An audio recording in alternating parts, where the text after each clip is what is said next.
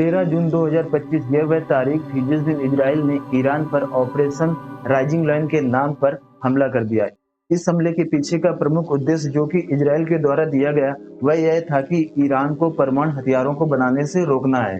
ठीक है, तो ईरान को परमाणु हथियार बनाने से रोकने के लिए उस पर इजराइल ने हमला कर दिया और उस ऑपरेशन का नाम रखा राइजिंग लायन। ठीक है, इजराइल के द्वारा किए गए हमलों पर ईरान के कई परमाणु ठिकानों, स्थानों और सैन्य प्रतिष्ठानों को नष्ट कर दिया गया, खत्म कर दिया गया और उसके बहुत सारे जो अधिकारी गण थे या शीर्ष सैन्य नेता थे उनको भी मारा गया।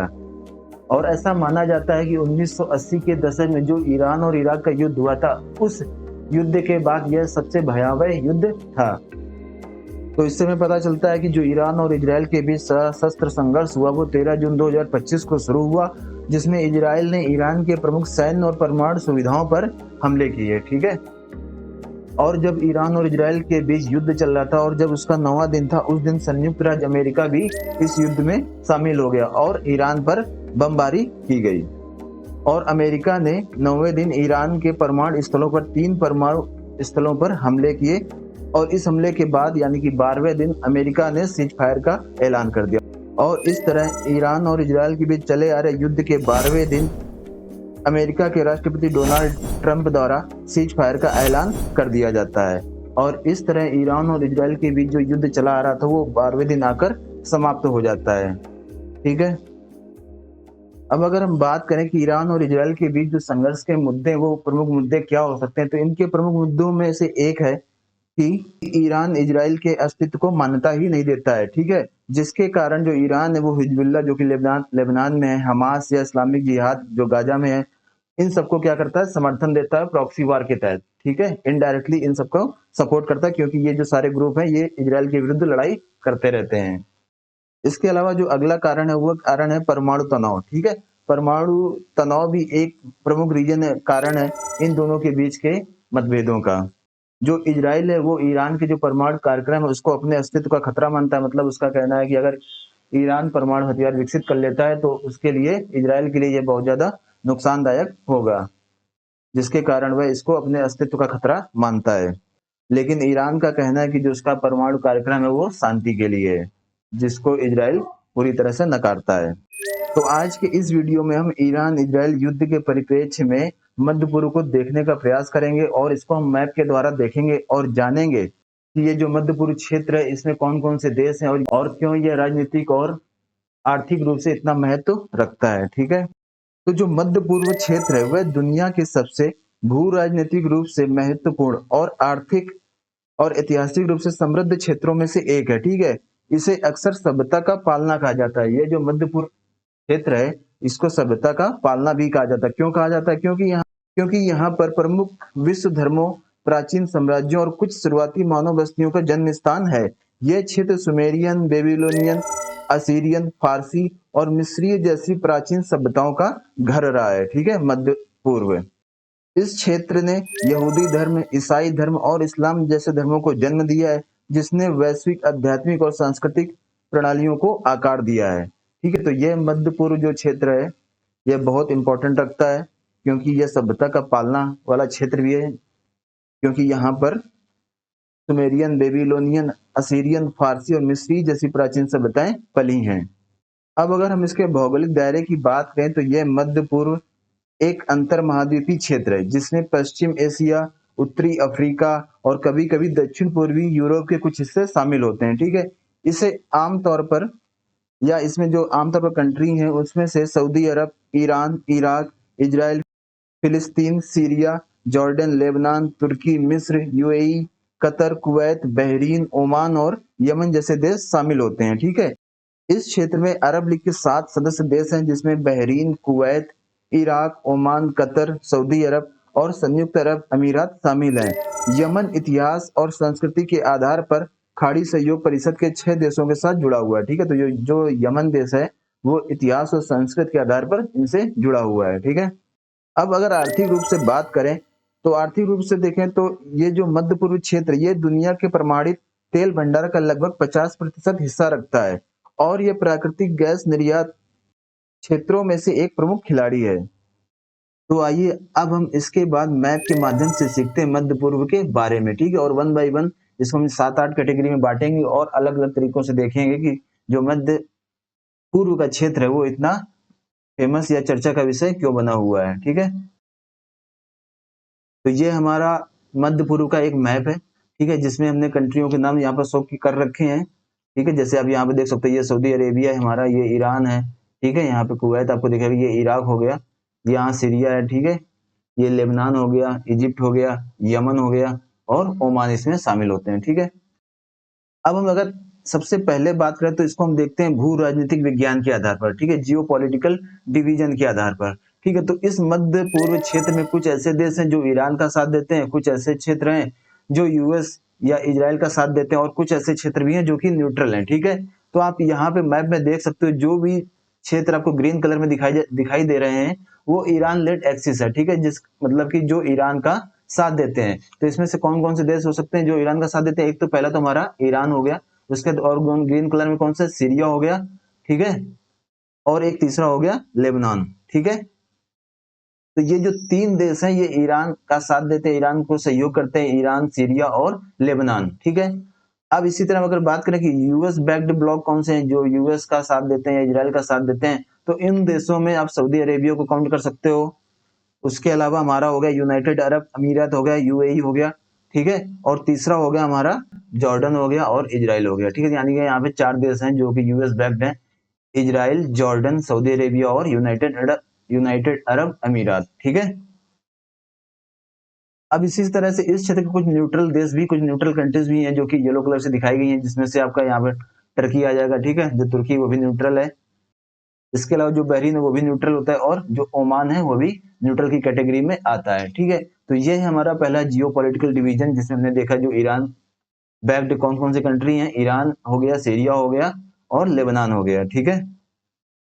और यूएस समर्थित समर्थित देश कौन से हैं? सऊदी अरेबिया, यूनाइटेड अरब अमीरात और इजराइल, जॉर्डन, ठीक है। और न्यूट्रल कौन से हो गए? तुर्की, बहरीन, ठीक है, बहरीन और ओमान, ठीक है। आइए चलते हैं, अब देखते हैं नेक्स्ट स्लाइड में। अब ये जो हमारा क्षेत्र है इसमें हम बात करेंगे ऑयल रिजर्व और प्रोडक्शन के बारे में, ठीक है। इस स्लाइड में इस मैप में हम देखेंगे कि कहाँ कहाँ पर ऑयल रिजर्व फील्ड अवेलेबल है, ठीक है। तो यहाँ पर हम कुछ अगर साइटों की बात करें तो जैसे आप देख सकते हो कि ये जो सऊदी अरेबिया है, ठीक है, यहाँ पर एक मनीफा एक करके एक ऑयल फील्ड है, ठीक है। यहाँ पर एक और दूसरी जो फील्ड है, ऑयल फील्ड है, वो है घावार फील्ड, ठीक है। तीसरी जो है साहिबा फील्ड है, ठीक है। तो ये 3 प्रमुख ऑयल रिजर्व हैं जो कि सऊदी अरब के हैं, मनीफा, घावार फील्ड और साहिबा फील्ड, ठीक है। ये 3 याद रखिएगा। इसके अलावा जो इराक हो गया वहां पर भी एक प्रमुख ऑयल फील्ड है, वो है हमारा रुमाइला है, ठीक है। रुमाइला कहाँ पे है? इराक की है। इसी तरह ईरान की बात करें तो ईरान में जो एक प्रोवन ऑयल रिजर्व है वो आपको खुजेस्तान प्रोविंस में देखने को मिलेगा, ठीक है। ये जो प्रोविंस है खुजेस्तान प्रोविंस, यहाँ पर प्रोवन ऑयल रिजर्व देखने को मिलते हैं ईरान में, ठीक है। इसके अलावा अगर ओमान की बात करें तो ओमान में ब्लॉक के नाम से यहाँ पर कई ऑयल फील्ड, जिसमें से एक ब्लॉक 6 जो है वो एक प्रमुख ऑयल फील्ड है। इसी तरह यूएई में कौन सी फील्ड है? अपर जोकुम जो ऑयल फील्ड है वो हमारी यूएई में उपस्थित है। तो जैसे कि आप सब जानते हो कि ये जो क्षेत्र ये प्रमुख तेल क्षेत्रों में से एक है और इन ऑयल की जो शिपिंग होती है फारस की खाड़ी से, ठीक है, पर्शियन गल्फ से इनका सबका ट्रांसपोर्टेशन होता है, ठीक है। उसी तरह हमारी ये जो दूसरी गल्फ ऑफ ओमान है, ठीक है, ये हमारी कौन सी है? गल्फ ऑफ ओमान है। यहाँ से भी जो ऑयल होता है उसका ट्रांसपोर्टेशन होता है। और ये जो आप क्षेत्र देख रहे हो, ठीक है, ये जो क्षेत्र देखो ये क्या हमारी हॉर्मुज स्ट्रेट है, ठीक है। स्ट्रेट क्या होती है? ये वह सकरा क्षेत्र होता है जो 2 बड़ी जल संधियों को जोड़ता है। एक तरफ हो गई हमारी फारस की खाड़ी और दूसरी तरफ हो गई गल्फ गल्फ की खाड़ी। इन 2 खाड़ियों को कौन जोड़ रहा है? ये जोड़ रहा है, हॉर्मुज की खाड़ी, ठीक है। इसी तरह गल्फ ऑफ एडन भी है हमारी। गल्फ ऑफ एडन कहाँ पर है? आप इसको यहाँ पे देख सकते हो, ठीक है, ये हमारी गल्फ ऑफ एडन, ठीक है। यहाँ से भी ऑयल का जो है ट्रांसपोर्टेशन होता है, ठीक है। तो इस मैप में हमने 3 खाड़ी देखी। एक तो हमारी ये हो गई अदन की खाड़ी, ठीक है। इसके अलावा होगी हमारी फारस की खाड़ी और जो तीसरी है वो हमारी हो गई ओमान की खाड़ी, ठीक है। तो 3 खाड़ियां यहाँ पे देखी और एक हमने जल संधि देखी जो की थी हॉर्मुज जल संधि। चलिए चलते हैं अगले मैप पर। तो इस वाले मैप में हम बात करेंगे कॉन्फ्लिक्ट जोन के बारे में, ठीक है। तो कहाँ कहाँ पर सक्रिय संघर्ष क्षेत्र उनको देखते हैं, ठीक है। तो आप जैसे जानते हो कि इराक में आप देख सकते हो यहाँ पर भी जो है लगातार संघर्ष होते रहते हैं, ठीक है, ये भी एक कॉन्फ्लिक्ट जोन है। सीरिया हो गया, इजराइल हो गया, ठीक है, उसके अलावा जो यमन है वहां पर भी कॉन्फ्लिक्ट जोन बने हुए हैं, ठीक है। अब इस वाले मैप में हम देखेंगे स्ट्रेटेजिक चेक पॉइंट, ठीक है, रणनीतिक चेक पॉइंट को देखेंगे जो कि इंपॉर्टेंट है व्यापार को देखते हुए, ठीक है, जिन पे अगर किसी एक कंट्री का नियंत्रण हो जाए, कंट्रोल हो जाए, तो ये अदर कंट्रीज के लिए, जो अदर कंट्रीज उनके लिए नुकसानदायक होगा। तो हर कंट्री चाहती इन चेक पॉइंट पर अपना नियंत्रण रखना, ठीक है।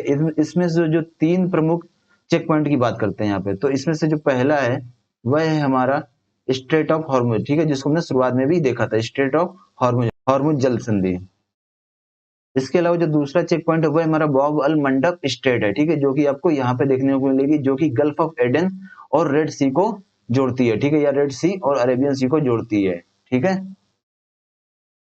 और इसके अलावा जो तीसरा हमारा चेक पॉइंट है वह है हमारा स्वेज कैनल, ठीक है, स्वेज नहर, जो कि मेडिटेरियन सी और रेड सी को कनेक्ट करती है, ठीक है, आप यहाँ पे देख सकते हो। तो ये जो तीनों चेक पॉइंट है, हॉर्मुज जल डमरू, बॉब अल मंडप और स्वेज नहर, वैश्विक तेल और व्यापार के लिए महत्वपूर्ण जलमार्ग है, ठीक है। हॉर्मुज जल डमरू वैश्विक तेल शिपमेंट का लगभग 20%, ठीक है, यहाँ से कितना, करीब 20%, और वैश्विक तरलीकृत प्राकृतिक गैस एलएनजी व्यापार का एक बड़ा हिस्सा संभालता है, ठीक है। तो जो स्ट्रेट ऑफ हॉर्मुज है वहां से करीब 20% वैश्विक तेल का जो शिपमेंट ट्रांसपोर्टेशन होता है, ठीक है।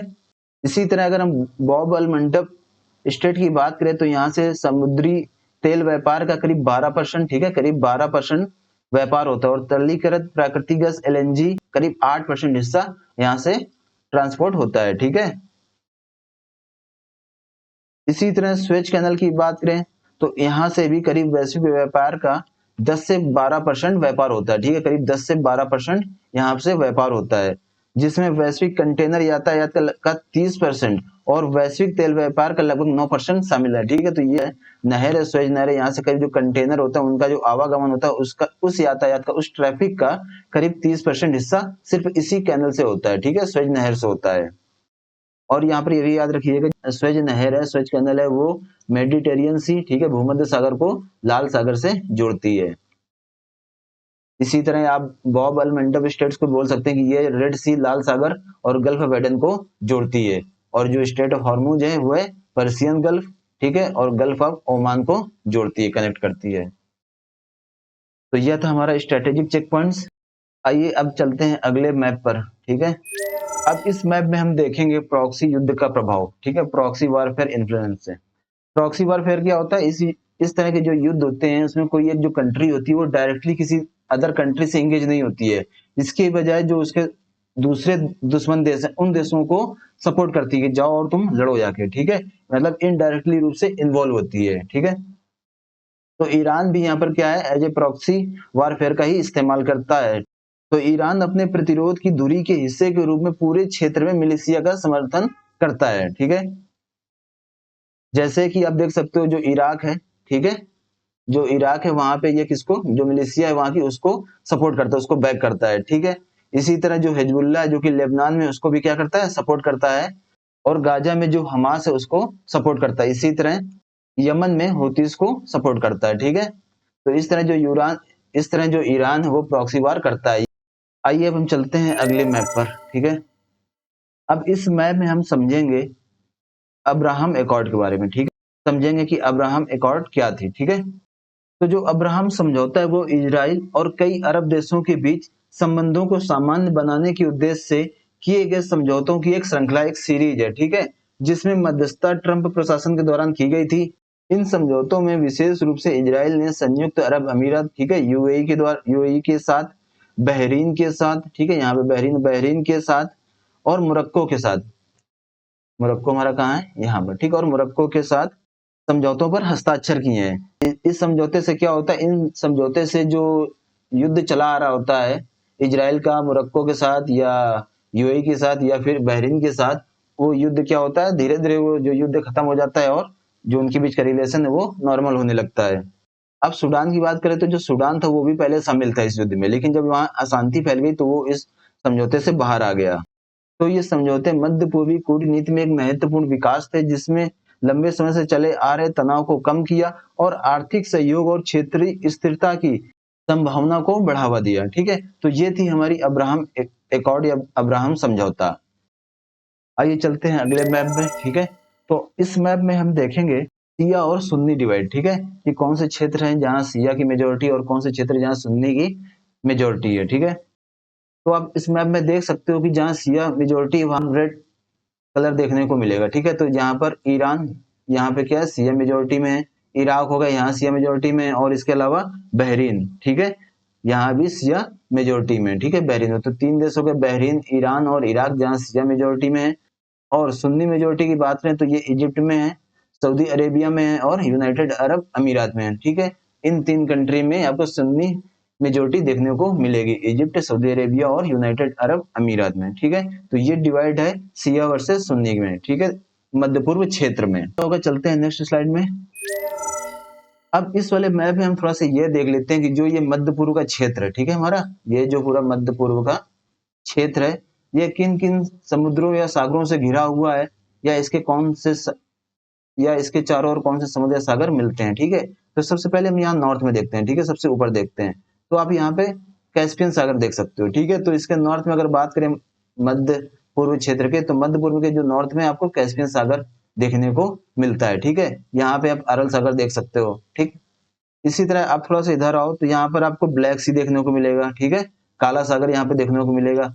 अब इसके अगर पश्चिम में बात करते हैं मध्य पूर्व के, तो मध्य पूर्व के पश्चिम में आपको यहाँ पर मेडिटेरियन सी देखने को मिलता है, भूमध्य सागर देखने को मिलेगा। ठीक है, इसी के साथ इसी के नीचे आपको स्वेज कैनल, स्वेज नहर देखने को मिलेगी, गल्फ ऑफ स्वेज देखने को मिलेगी। ठीक है, स्वेज की खाड़ी यहाँ पे देखने को मिलेगी।